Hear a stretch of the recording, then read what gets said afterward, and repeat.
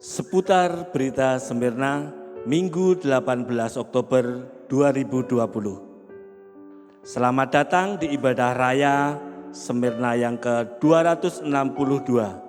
Semoga ibadah kita hari ini dilindungi dan disertai Tuhan. Silahkan Bapak Ibu Saudara untuk melaporkan kehadirannya di grup WA Semirna. Jam doa diadakan Rabu 21 Oktober 2020 pukul 18.30. Silahkan untuk melaporkan juga kehadiran di grup WA Semirna. Persekutuan Prima diadakan Minggu tanggal 18 Oktober 2020 pukul 18 melalui aplikasi Zoom. Pembawa renungan Bapak Handi mengundang seluruh anggota Prima. Laporan kegiatan ibadah raya 11 Oktober hadir 107 orang. Jam doa 14 Oktober hadir 54 orang. Yang berulang tahun pada minggu ini Bapak Maranatha Dhani pada tanggal 21 Oktober, Saudara Benedict Giovanni Atmaja 21 Oktober, Saudari Hana Mari Oktavia 22 Oktober, dan Bapak Halomoan Purwatambunan tanggal 22 Oktober. Selamat ulang tahun, Tuhan Yesus memberkati. Demikian seputar berita Semirna.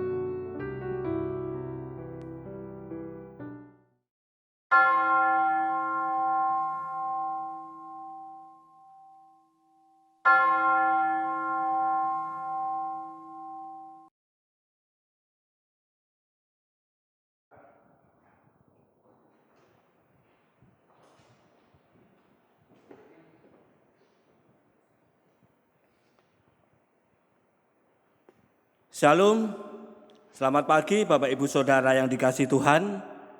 Puji Tuhan kalau di pagi hari ini kita masih diberi kesempatan untuk beribadah, meskipun dengan cara virtual, tapi saya yakin dan percaya Tuhan hadir di tengah-tengah kita. Mari kita meluangkan waktu kita, memberikan waktu kita untuk beribadah, dan memberikan sembah puji kita kepada Tuhan melalui saat teduh. Mari kita bersaat teduh.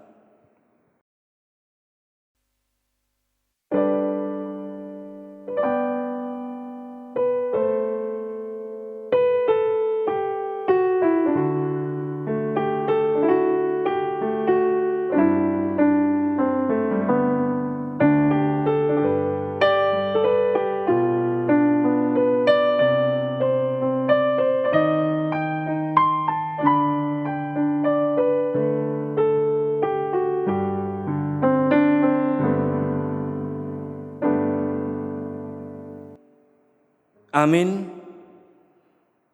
Karena kamu telah menyucikan dirimu oleh ketaatan kepada kebenaran, sehingga kamu dapat mengamalkan kasih persaudaraan yang tulus ikhlas. Hendaklah kamu bersungguh-sungguh saling mengasihi dengan segenap hatimu. 1 Petrus 1 ayat yang ke-22. Mari kita satu hati di dalam doa. Tuhan Allah Bapa kami yang bertahta di dalam kerajaan surga yang mulia, yang kami sapa dan kami kenal di dalam nama Tuhan kami Yesus Kristus, mengucap syukur Tuhan kalau di pagi hari ini Engkau memberikan kesempatan kepada kami untuk beribadah, untuk memuji dan memuliakan nama-Mu melalui ibadah kami ini. Kami ingin Tuhan Engkau hadir di tengah-tengah kami. Berkati kami Tuhan, berkati ibadah kami, dari awal, pertengahan, hingga akhirnya nanti. Terima kasih Tuhan, hanya di dalam nama Tuhan kami Yesus Kristus, kami serahkan ibadah ini. Amin. Mari kita awali ibadah kita dengan membawakan lagu Bertemu dalam Kasih-Nya. Kita bawakan dengan sukacita.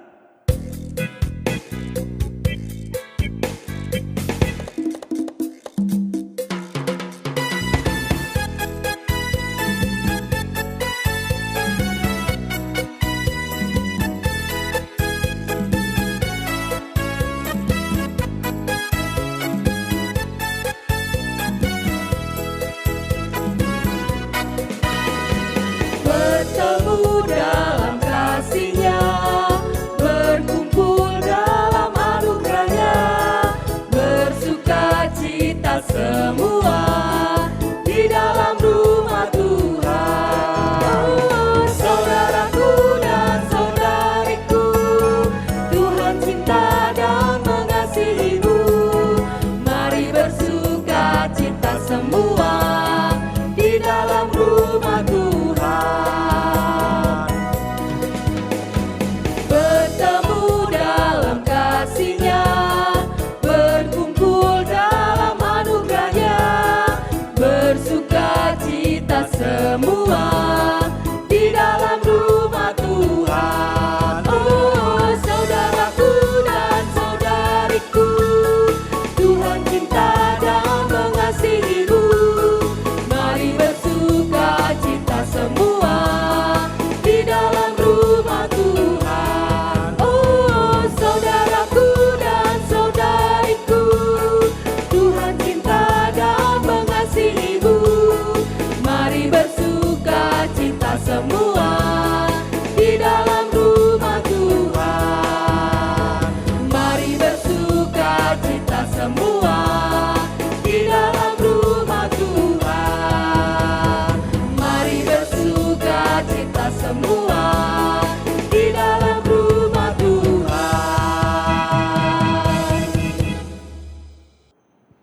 Di pagi ini juga kita akan berdoa syafaat yang akan dipimpin oleh Bapak Pendeta Petrus Mugiarjo. Saatnya kami persilahkan.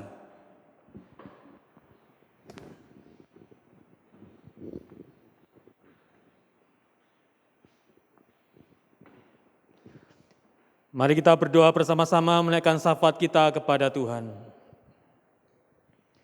Bapa yang rahmani dan rahimi, Allah Bapa dan Tuhan kami Yesus Kristus, kesempatan pada pagi ini kami menaikkan puji dan syukur kami yang sedalam-dalamnya. Kemurahan dan keagungan Tuhan yang terus berlimpah dalam kehidupan kami sekalian, hari lepas hari sampai pada minggu hari ini. Kekuatan dan kesehatan, makanan dan minuman, kecukupan dalam kehidupan kami, dan bahkan kerukunan dalam keluarga kami, setiap pekerjaan yang boleh kami selesaikan, segala sesuatunya boleh terjadi oleh karena kasih karunia-Mu yang berlimpah dalam kehidupan kami sekalian. Segala puji, hormat dan syukur kami naikkan kepadamu di pagi hari ini. Bapa di surga, kesempatan yang baik pada pagi ini, kami terus berdoa untuk keluarga besar Smyrna.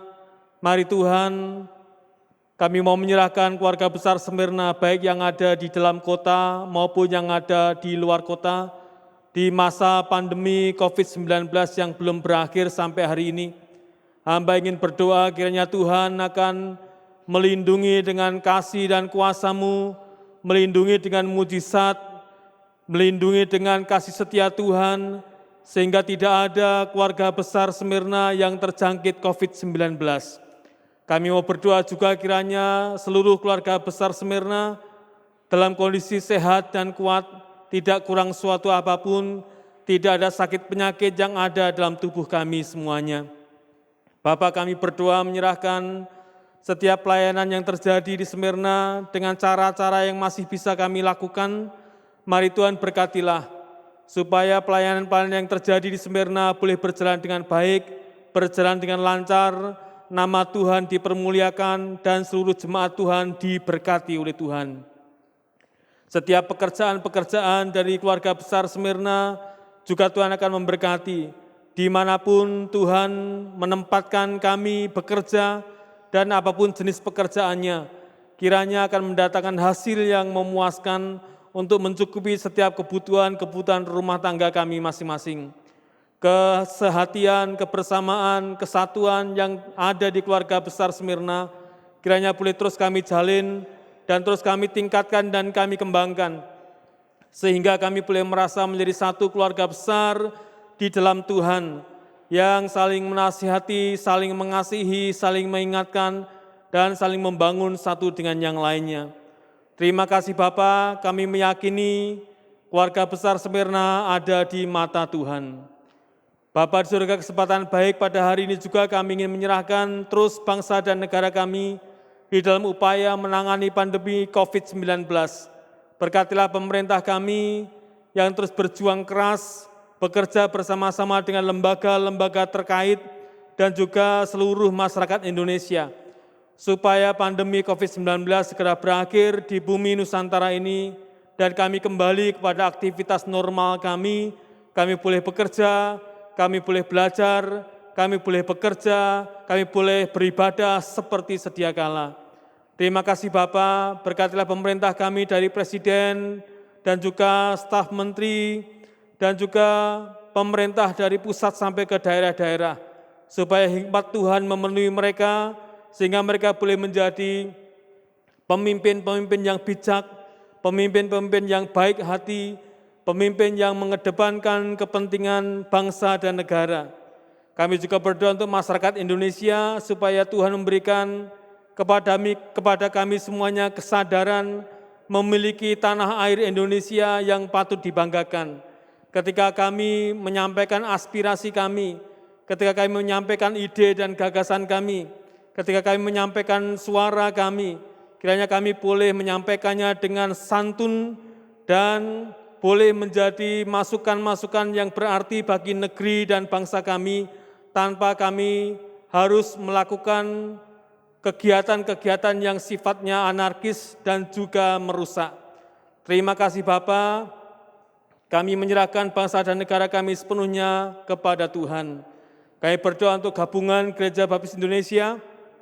Kami bersyukur oleh karena musyawarah besar boleh kami sepakati bersama-sama untuk kami adakan di bulan Agustus tahun 2021 mendatang. Kiranya musyawarah besar boleh terjadi, pandemi COVID-19 sudah berakhir, kami boleh menaikkan syukur dan puji kepada Tuhan atas karya besar, pekerjaan dan pelayanan melalui gabungan Gereja Baptis Indonesia. Terima kasih Bapak, berkatilah para pemimpin kami, baik yang ada di BPN, di BPD, di yayasan-yayasan dan juga di lembaga-lembaga. Kiranya mereka boleh menjadi hamba-hamba Tuhan yang baik, bekerja sama dan bersinergi dengan seluruh pendeta-pendeta gereja-gereja baptis yang ada di Indonesia ini dan memuliakan nama Tuhan. Terima kasih Bapak untuk ibadah kami hari ini. Terima kasih buat syafaat kami yang boleh kami naikkan kepadamu. Kami meyakini bahwa Tuhan mendengarkan syafaat kami. Oleh karena kami berdoa di dalam nama Tuhan kami, Yesus Kristus. Amin.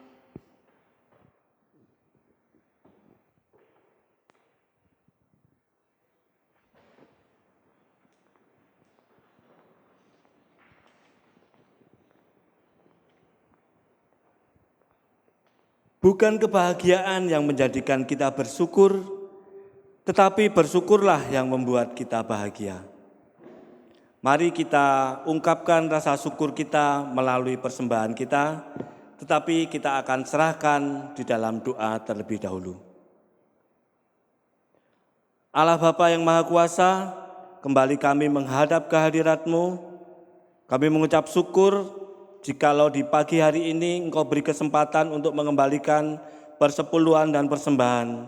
Sekiranya berkati persepuluhan dan persembahan ini, menjadikan persembahan dan persepuluhan ini memperluas kerajaan-Mu di muka bumi ini.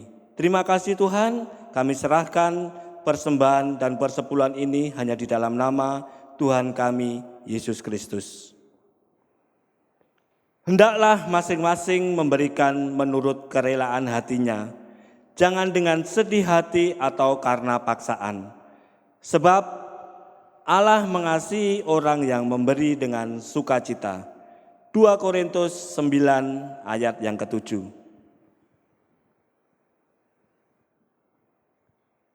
Pada pagi hari ini kita akan menerima berkat rohani melalui firman yang akan disampaikan oleh Bapak Pendeta Petrus Mugiharjo dengan tema kedaulatan Allah dinyatakan melalui relasi dalam kasih. Roma 15 ayat 1 sampai 7.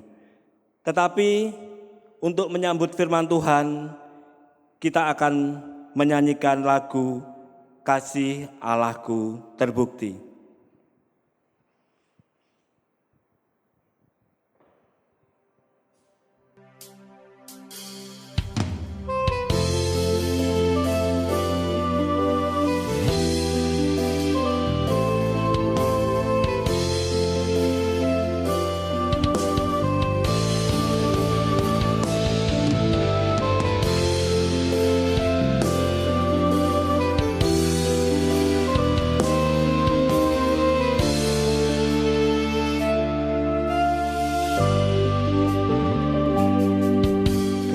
Allahku sungguh telah terbukti ketika Dia serahkan anaknya. Kasih Allah mau berkorban bagi kau dan aku. Tak ada kasih seperti kasih-Mu. Kasih Allahku sungguh telah terbukti. Kasih Allahku sungguh telah terbukti ketika Dia serahkan anaknya. Kasih Allah mau berkorban bagi kau dan aku. Tak ada kasih seperti kasih-Mu. Bersyukur, bersyukur, Bersyukur, bersyukur, bersyukurlah, bersyukur karena kasih setia-Mu. Ku sembah, ku sembah, ku sembah dan ku sembah. Selama hidupku ku sembah Kau Tuhan.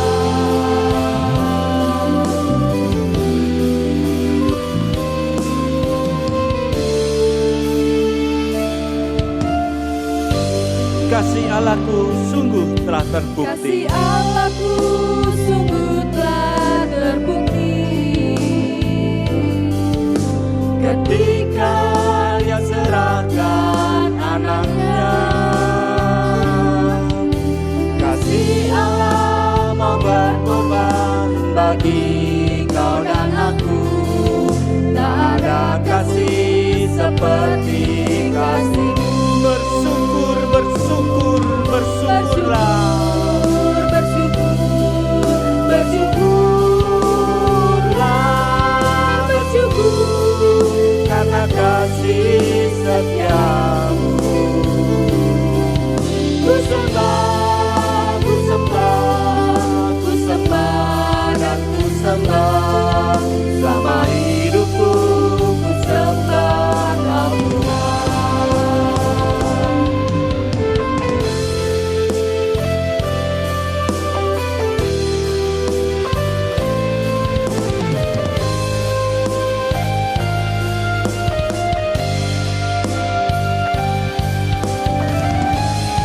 Bersyukur, bersyukur, bersyukurlah.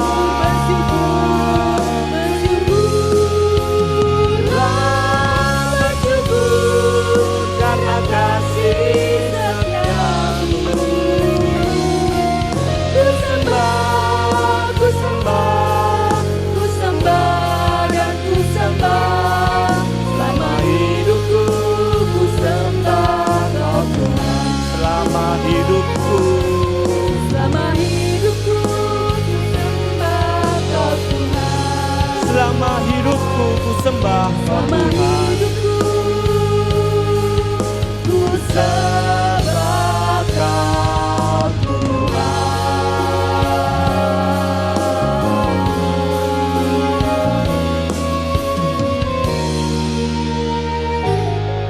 Saya persilahkan Bapak Pendeta Petrus untuk menyampaikan firman-Nya.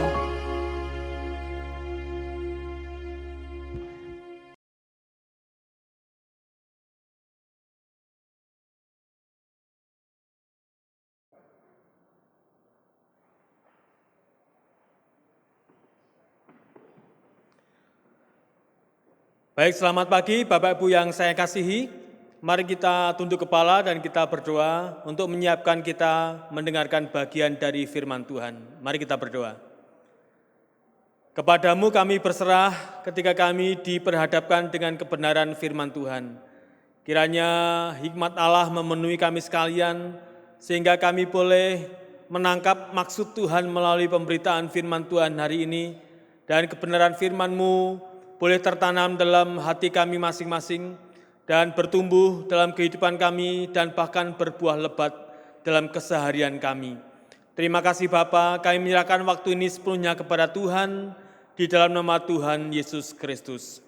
Amin. Baik, Bapak Ibu saya kasihi, firman Tuhan pada hari ini akan kita dengar bersama-sama dan saya akan memberikan judul pemberitaan firman Tuhan hari ini yaitu dengan kedaulatan Allah dinyatakan melalui relasi dalam kasih. Roma pasal yang ke-15 ayat 1 sampai yang ke-7. Roma 15 ayat 1 sampai yang ke-7, silakan Bapak Ibu untuk menyiapkan Alkitabnya masing-masing. Bapak Ibu saya kasihi, kalau kita berbicara tentang kedaulatan Allah, kita bisa memahami bahwa kedaulatan Allah merupakan kehendak bebas Allah untuk melakukan apa saja. Melakukan apa saja, kepada siapa saja, dan kapan saja. Itu merupakan kewenangan dan merupakan haknya Tuhan semata. Tidak ada seorang pun yang bisa menggagalkan ataupun menghalangi tentang kedaulatan Allah. Jadi kedaulatan Allah dapat kita pahami sebagai kehendak bebas Allah untuk melakukan apa saja, kepada siapa saja, dan kapan saja. Acap kali Allah bekerja dalam kehidupan orang-orang percaya, termasuk saya dan saudara, dengan cara-cara yang ajaib dan bahkan sampai kita tidak mampu menangkap apa maksud Tuhan. Kejadian-kejadian atau peristiwa-peristiwa itu terjadi atas kita sekalian. Bahkan kita tidak mengerti mengapa itu terjadi. Tetapi ternyata memang faktanya itu terjadi dalam kehidupan kita. Dan itu merupakan karya dan kehendak Tuhan. Dan saya mau katakan itulah kedaulatan Tuhan.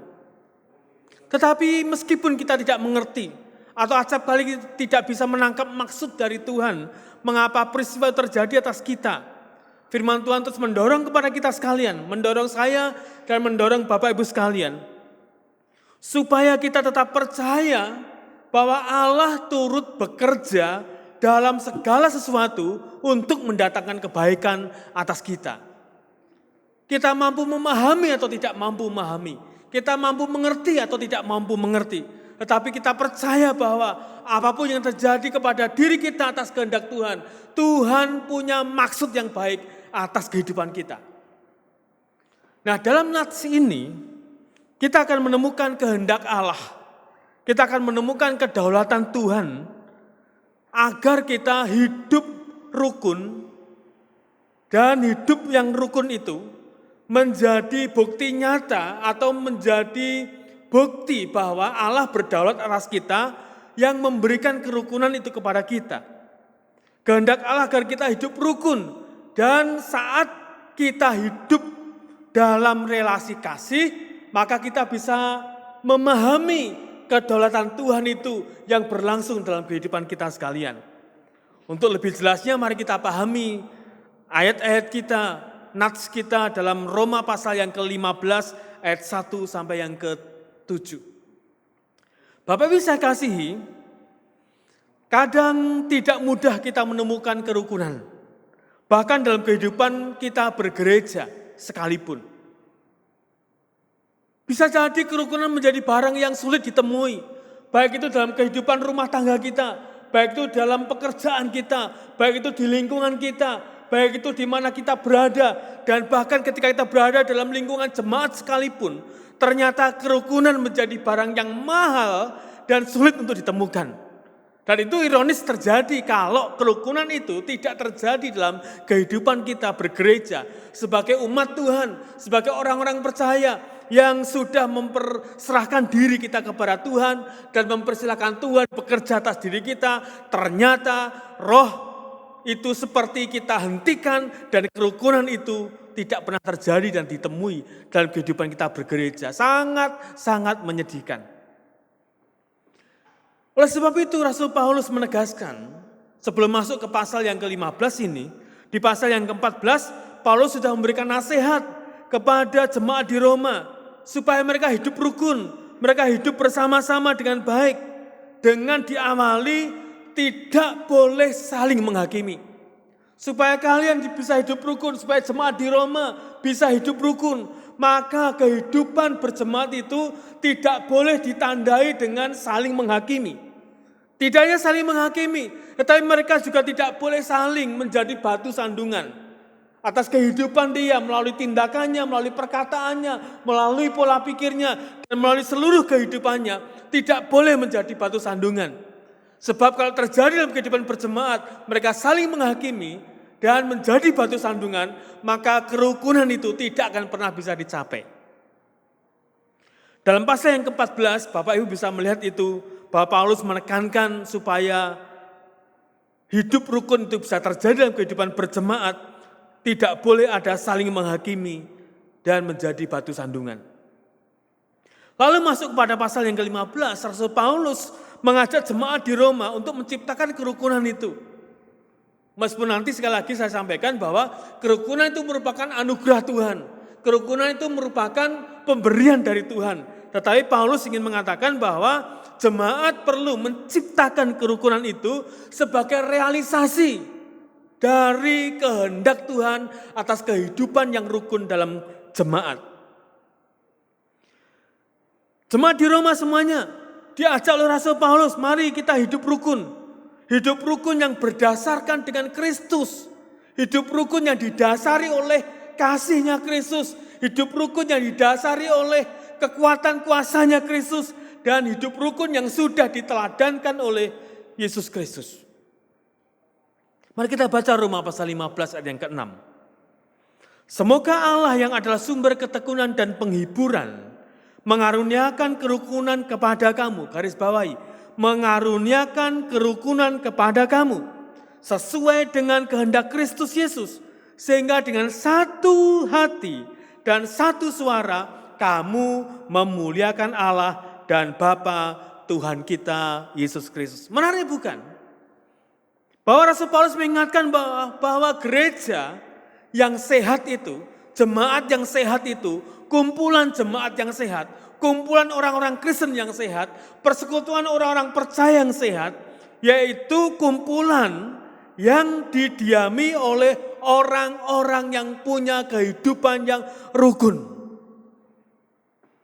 Kerukunan adalah karunia Allah dan adalah sumber Allah yang adalah sumber ketekunan dan penghiburan yang merupakan kehendak Tuhan Yesus.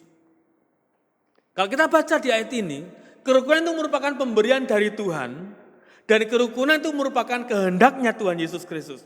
Sehingga kerukunan itu diwujud nyatakan dalam kehidupan berjemaat.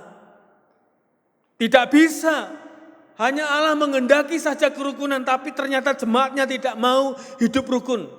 Sehingga Rasul Paulus menegaskan ini, menekankan dengan sungguh supaya jemaat di Roma menjadi jemaat-jemaat, menjadi pribadi-pribadi yang punya semangat kerukunan yang tinggi.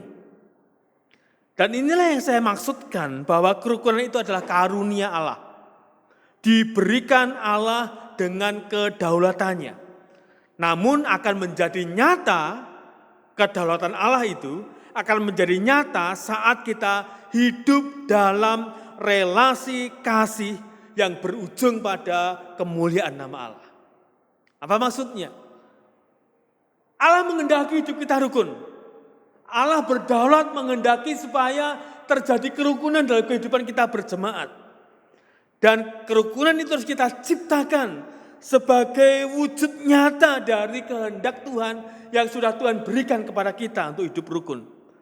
Dan kerukunan itu akan jelas terlihat ketika masing-masing orang yang dalam jemaat itu, ketika masing-masing pribadi yang ada di jemaat itu hidup dalam relasi kasih.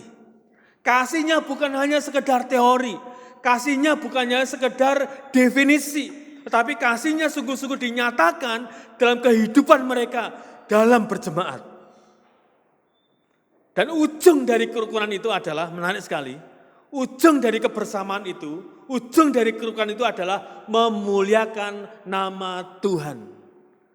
Kerukunan, kebersamaan, kesatuan diciptakan bukan untuk hal-hal yang tidak memuliakan Tuhan.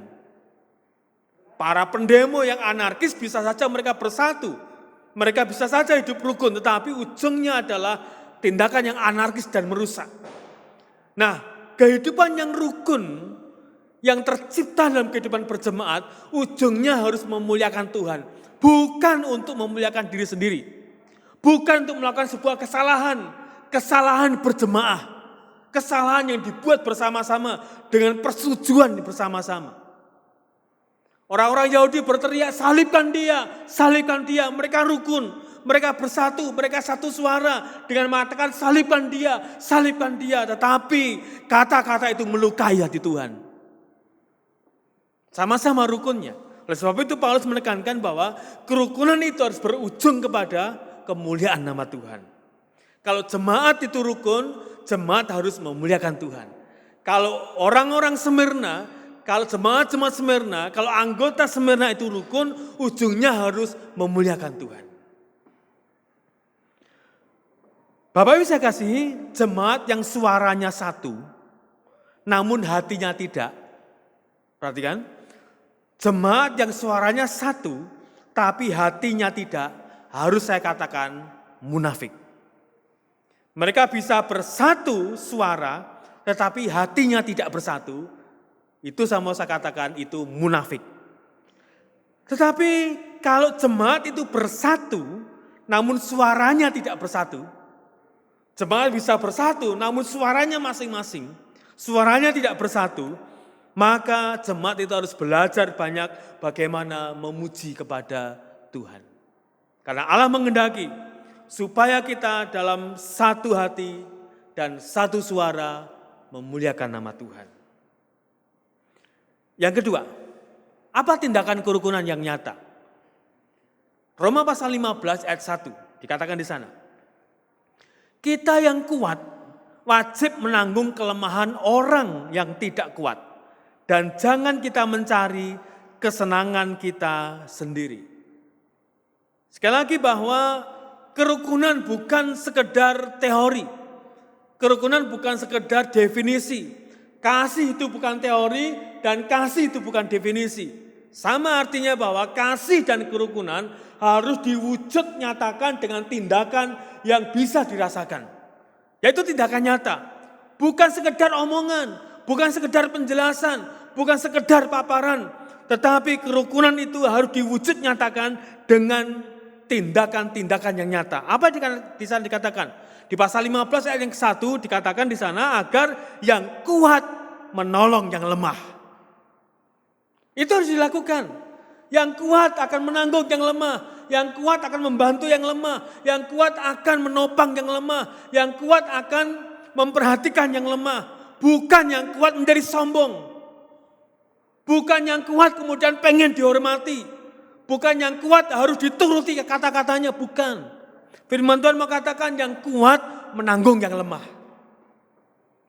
Yang kuat tidak boleh sombong.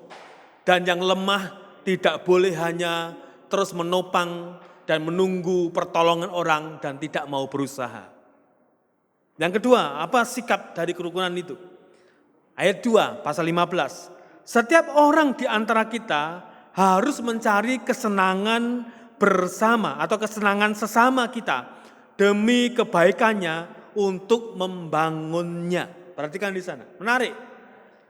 Tindakan kerukunan yang nyata dalam jemaat di Roma diwujud nyatakan dengan yang kuat harus menanggung yang lemah. Dan yang kedua adalah tidak egois dan juga tidak egosentris. Oleh sebab dikatakan di sana setiap orang di antara kita, di antara jemaat harus mencari kesenangan sesamanya. Bukan mencari kesenangan sendiri. Bukan mencari keunggulan sendiri. Bukan mengukur segala sesuatunya dengan diri sendiri.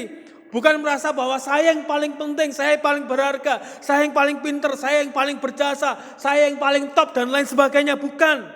Tetapi firman Tuhan mau katakan orang yang hidup rukun harus diwujud nyatakan dengan tidak egois dan tidak egosentris. Egois itu artinya pokoknya hal yang baik itu karena aku. Gereja maju karena ada aku. Persekutuan bisa maju karena ada aku. Segala sesuatunya bisa baik karena ada aku. Kalau ada yang gagal, kalau ada yang salah, kalau ada hal yang tidak berhasil, pasti itu bukan aku. Hal-hal yang baik semuanya datangnya dari aku, itu egois. Kemudian egosentris, menjadikan diri sendiri pusatnya, pusat perhatiannya. Bahwa menganggap orang lain tidak penting. menganggap orang lain harus meniru dirinya. Tidak boleh ada orang yang lebih unggul daripada dirinya. Tidak boleh ada orang lain yang menyaingi dirinya. Tidak ada orang yang bisa merasa lebih hebat daripada dirinya. Oleh karena apa? Egosentrisnya dia. Semuanya berpusat kepada diri sendiri. Kalau aku melayani, aku dapat apa? Kalau aku setia kepada Tuhan, aku dapat apa? Kalau aku bekerja untuk Tuhan, aku dapat apa? Kalau aku ikut dalam organisasi ini, aku dapat apa? Kalau aku menjadi panitia perancang, aku dapat apa? Dan seterusnya. Karena apa? Egosentris. Dan itu tidak boleh. Oleh karena itu bukan wujud dari sebuah kerukunan dalam jemaat. Yang ketiga, apa wujudnya? Roma pasal 15 ayat 7. Dikatakan di sana. Sebab itu terimalah satu akan yang lain. Sebab seperti Kristus juga telah menerima kita untuk kemuliaan Allah. Menarik bukan? Ukurannya bukan orang lain. Ukurannya bukan pemimpin kita. Ukurannya bukan pendeta kita. Ukurannya bukan gembala sidang kita. Tapi ukurannya adalah Kristus yang sudah menerima kita apa adanya. Siapa diri kita? Siapa saya? Siapa saudara? Yang sesungguhnya orang-orang berdosa yang tidak layak untuk mendapatkan kemuliaan dari Allah Bapa. Orang-orang yang berdosa, orang-orang yang banyak kelemahan, yang banyak kekurangan, yang pastinya sesungguhnya tidak layak untuk bisa menghadap tahta kasih karunia Tuhan. Tetapi Tuhan telah menerima kita. Dikatakan di sana, seperti Kristus juga telah menerima kita untuk apa? Untuk kemuliaan Tuhan. Kita diterima Kristus, kita diterima oleh Allah, kita diterima oleh Tuhan untuk kemuliaan Dia. Hanya masalahnya adalah ketika kita diterima oleh Tuhan, sungguhkah kita memuliakan Dia? Ketika Tuhan menerima kita, sungguhkah hidup kita ini menjadi kemuliaan bagi Tuhan? Wah, itu tantangan buat kita. Tantangan buat saya dan tantangan buat saudara. Roma pasal 5 ayat 7, 15 ayat 7 ini mengatakan bahwa Kristus menerima kita apa adanya. Oleh sebab itu kita juga harus mampu menerima orang lain dengan semua kelebihan dan juga kekurangannya. Orang yang egosentris, orang yang egois tidak bisa menerima kelebihan orang lain. Karena merasa itu menjadi saingan beratnya. Itu merasa bahwa dia akan tersingkirkan karena ada orang yang lebih daripada dirinya. Sehingga di ayat sebelumnya dikatakan tidak boleh egois dan tidak boleh egosentris. Karena apa? Karena kita harus bisa menerima orang lain dengan semua kelebihan dan juga kekurangannya. Kelebihan orang lain akan menolong kita. Apapun yang kita lakukan ternyata masih kurang. Masih ada hal-hal yang tidak bisa kita lakukan. Maka orang yang punya kelebihan itu akan menolong kita, akan melengkapkan kita. Sehingga semua tugas dan karya kita dan bahkan pelayanan kita bisa berjalan dengan baik. Kita menerima kelebihan orang lain, tapi juga kita bisa menerima kekurangan orang lain. Kita tidak semestinya menyingkirkan orang lain oleh karena banyak keterbatasannya.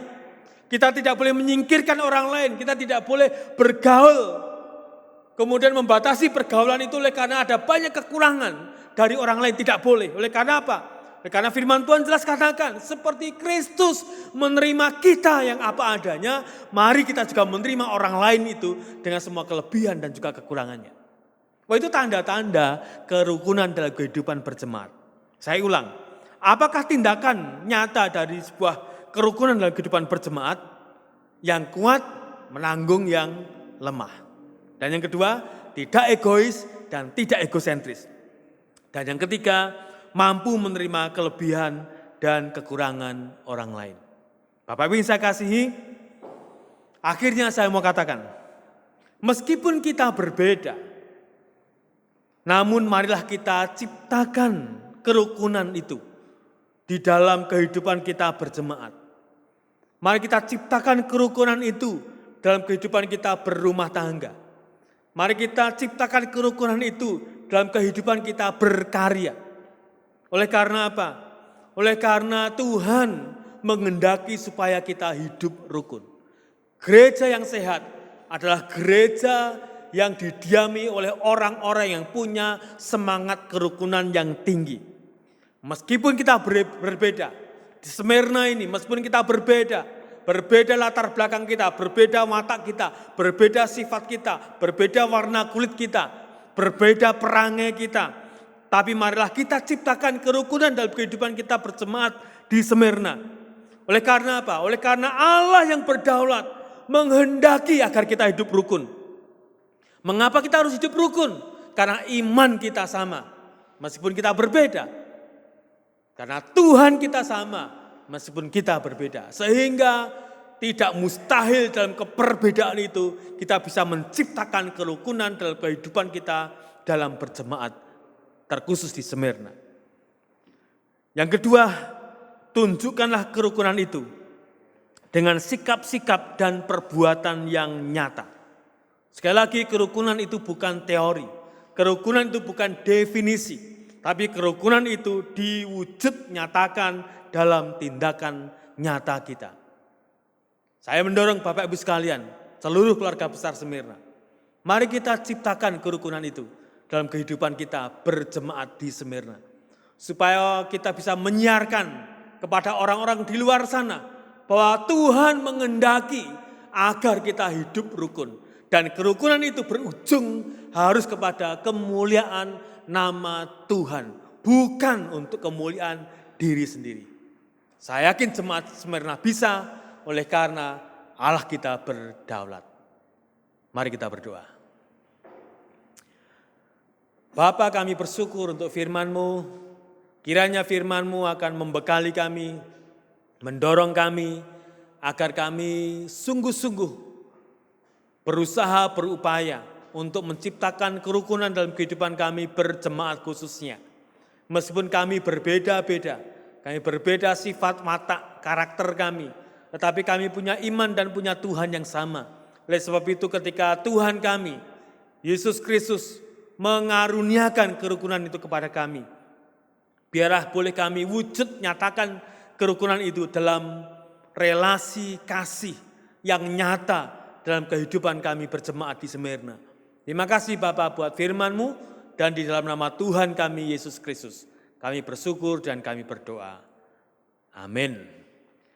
Baik, Bapak Ibu sekalian, firman Tuhan sudah kita dengar bersama-sama. Mari kita responi firman Tuhan. Tadi saya katakan bahwa kasih bukan teori, kasih itu bukan definisi, tapi kasih itu adalah tindakan nyata kita. Kasih pasti lemah lembut. Artinya kasih harus diwujud nyatakan dengan kelemah lembutan. Kasih itu murah hati. Marilah kita hidup dengan murah hati. Dan mari kita nyanyikan keputusan kita itu dengan lagu Kasih Pasti Lemah Lembut.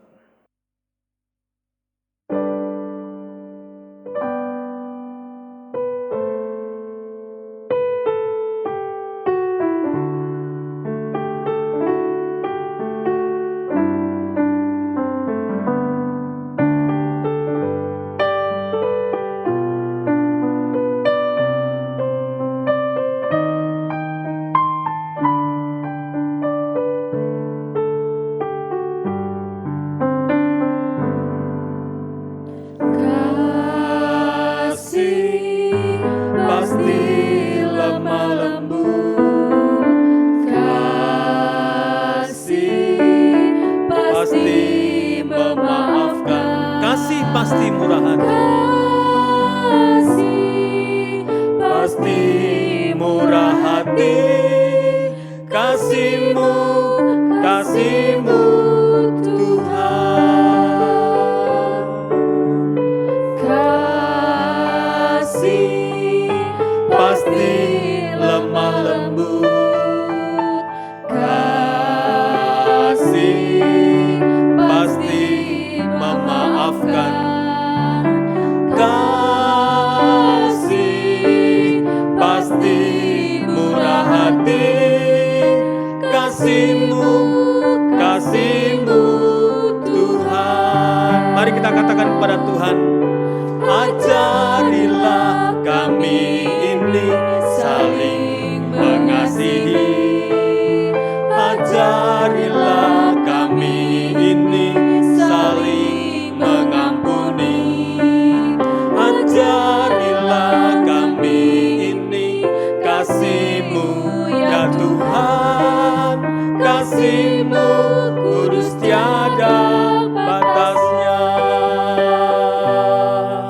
Ibu saya kasihi, mari kita wujud nyatakan dengan tindakan yang bisa dirasakan oleh orang lain.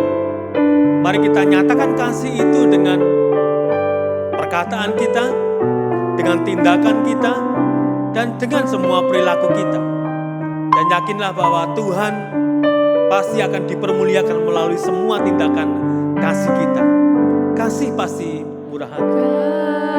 Kasih pasti lemah lembut, Kasih pasti memaafkan. kasih pasti murah hati, Kasih-Mu, kasih-Mu Tuhan. Ajarilah kami ya Tuhan, ajarilah untuk saling mengasihi. ini, saling Ajarilah kami untuk saling mengampuni. Ajarilah kami ini saling Dan biarlah kasih kami ini sama dengan kasih-Mu. Ajarilah kami ini Kasih-Mu ya Tuhan, kasih-Mu kudus tiada batasnya. Ajarilah kami ini saling mengasihi. Ajarilah kami ini saling mengampuni.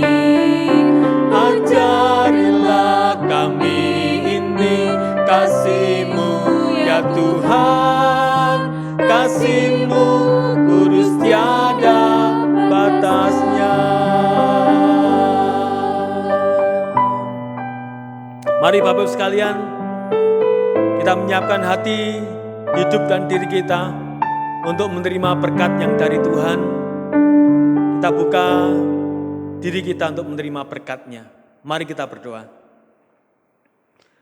Segala puji, hormat dan syukur kami naikkan kepadamu ya Tuhan. Oleh karena ibadah kami sudah Tuhan berkati dari awal sampai pada akhirnya. Kami bersyukur oleh karena setiap hal yang boleh kami lakukan dalam ibadah kami pada hari ini. Dan kami mohon Tuhan menguduskan apapun yang boleh kami lakukan dalam ibadah kami. Sehingga rangkaian ibadah kami diperkenan oleh Tuhan menjadi persembahan yang berbau harum di hadapan Tuhan. Bapa, kami akan mengakhiri ibadah kami dan kami siap untuk menerima berkat Tuhan. Bapak Ibu saya kasihi, bersiaplah untuk menerima berkat Tuhan. Kiranya Bapak, Ibu, dan Saudara sekalian diberkati oleh Tuhan dengan limpahnya, kekuatan dan kesehatan, kecukupan dalam kebutuhan sehari-hari, makanan dan minuman, keberhasilan dan kesuksesan di dalam setiap studi dan pekerjaan saudara masing-masing, kerukunan dalam kehidupan saudara berumah tangga, dan kiranya Bapak Ibu sekalian dibebaskan dan dilindungi dari serangan COVID-19 dan seluruh keluarga besar Smyrna diberkati dengan umur yang panjang. Kiranya kasih karunia dan damai sejahteranya di dalam Allah Bapa, keselamatan di dalam Tuhan Yesus Kristus, penghiburan dan penyertaannya di dalam Roh Kudus akan menyertai Bapak, Ibu, dan saudara sekalian mulai pada hari ini sampai Tuhan datang kembali. Amin. Mari kita akhiri ibadah kita dengan pujian Satukan Kami ya Tuhan.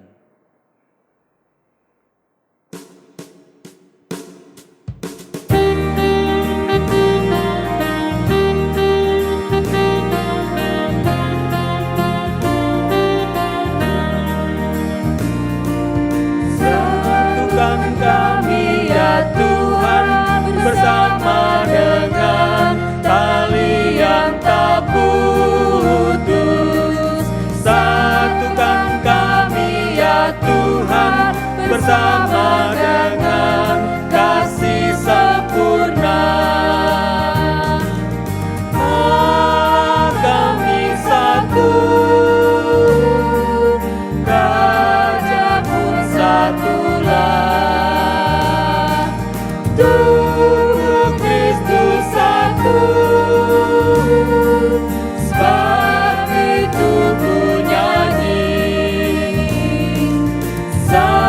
Satukan kami ya Tuhan bersama dengan tali yang tak putus. Satukan kami ya Tuhan bersama dengan kasih sempurna.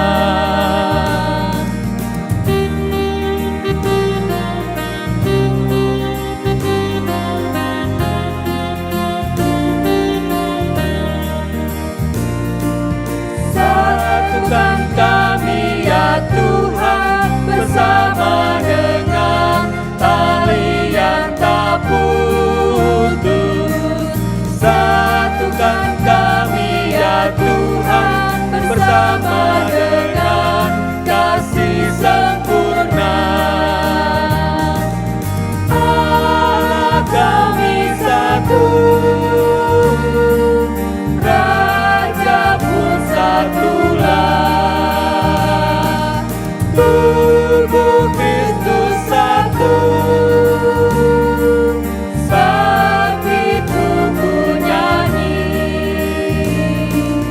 Satukan kami ya Tuhan bersama dengan tali yang tak putus. Satukan kami ya Tuhan bersama dengan kasih sempurna.